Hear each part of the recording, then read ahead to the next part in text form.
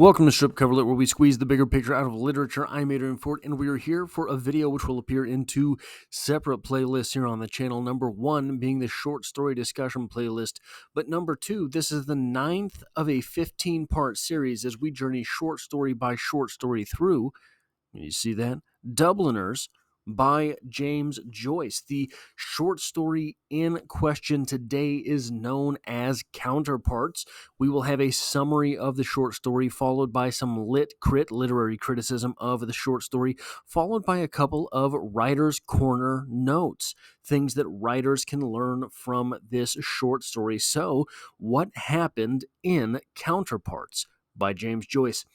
We start with Miss Parker summoning Farrington, who Mr. Alleyne, for Mr. Alleyne, pardon me. Alleyne is furious because Farrington hasn't drafted a contract that Alleyne needs. The contract needs to be done immediately, but when Farrington returns to his desk, he can't focus. It seems Farrington has something of an unquenchable thirst. The contract is late. So Farrington does the only thing that makes sense. He steps out to get a drink, get some alcohol in his system. Then he comes back too late to finish the work. So he turns it in anyway and just hopes that his boss won't notice that it is 2 copies short. Of course, the boss man does notice, and when he does, he's irate and begins a tirade in front of the lovely Miss Delacour, ultimately asking Farrington if Farrington thought he, Mr. Alleyne, was an idiot, to which Farrington replied that he didn't think the question was very fair. Miss Delacour smiles, embarrassing Alleyne. He's then forced Farrington is then forced to apologize and leaves without finishing the job anyway. And where to go after a day like that except for the bars, right? You go to the bars after that type of day. So he tells the tale of the witticism that broke Alleyne's back, saying that it was making the joke that it was not a very fair question to him. He tells the story again and again, and every time he does, he gets a laugh. And everyone loves the story. The rest of the evening is filled with shenanigans of one type or another until Weathers was showing off his biceps. And Farrington, he's the strong guy, don't you know?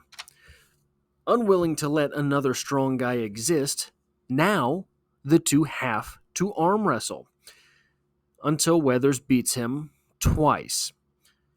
So Farrington goes home angry and yells to his wife, "Hey, baby, come here." Only to be greeted by one of his 5 children, who says that Farrington's wife has in fact left and gone to church, but that he, the son, will cook his father's dinner. But Farrington notices the fire's gone out, and that's none too good, is it, boy? So he beats his son with a walking stick because that's just the world in which these Dubliners live.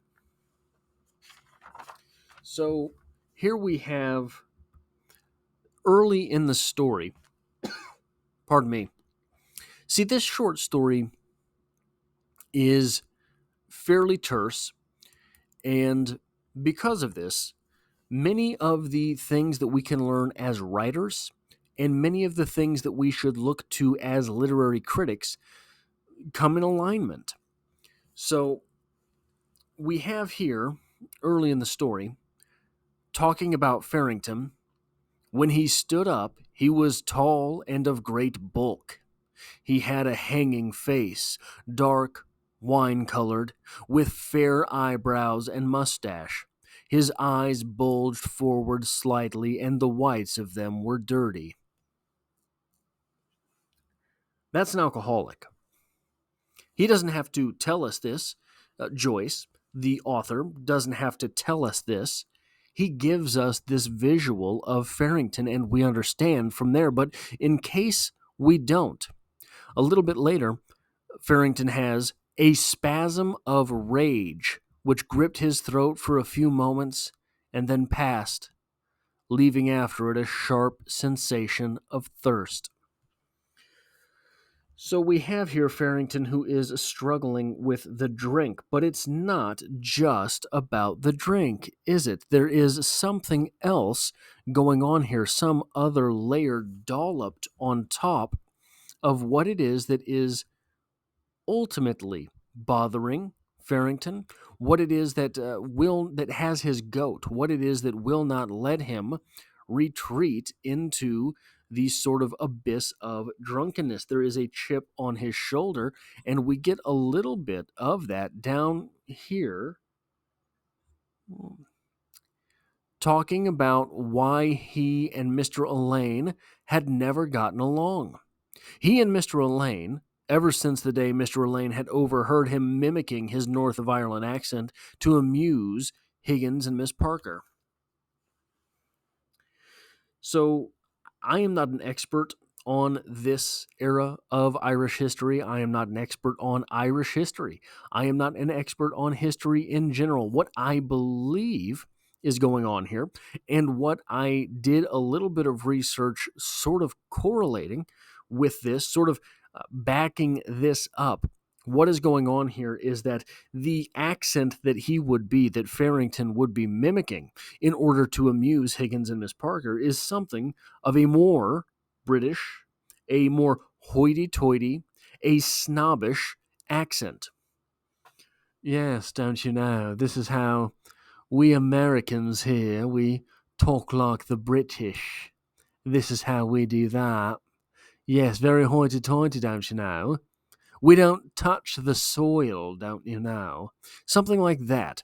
Something as if the speaker, Mr. Elaine, had been speaking down to Farrington and Higgins and Miss Parker. So that is a little bit of class warfare to an extent that is going on there. So we have this managerial class versus the lower class springing up, and it's springing up in terms even of what type of accents they have. This is something that is strange to us Americans, I think. Now, don't get me wrong, when someone speaks with a California accent, I draw certain conclusions about them. When someone speaks with a Boston accent, the same thing happens. If I hear a very slow southern drawl, certain other presumptions come to mind. But Mississippi is a long way from California, is a long way from Boston. In the United Kingdom, you could be talking about a matter of square blocks that have their own accents. So it's not every day someone with that southern drawl comes up against someone with a Boston accent, eh? Right? Those two don't clash all the time. Versus the accents in the United Kingdom constantly interacting. At least I presume. It's a very small country, and there's so many different accents from there. They've got to be clashing all the time. Here's what's going on with Farrington here. Farrington is an alcoholic. Farrington cannot focus. He tells himself because he just needs a drink, but it's more than that. Farrington cannot focus not just because of the hair of the dog that bit him, but because Farrington's not sleeping. Alcohol may put you to bed, but it does not allow your body to sleep. Not real sleep. This is where people get the deets. Your body, it's strange. It turns out, I guess, that your body has to have a certain amount of deep sleep. Deep sleep where we have dreams of extreme vivaciousness. Your body has to have this vivacious type of sleep. And when it doesn't get it, because alcohol does not allow your brain to enter that level of sleep, when you don't get it, your body takes it anyway.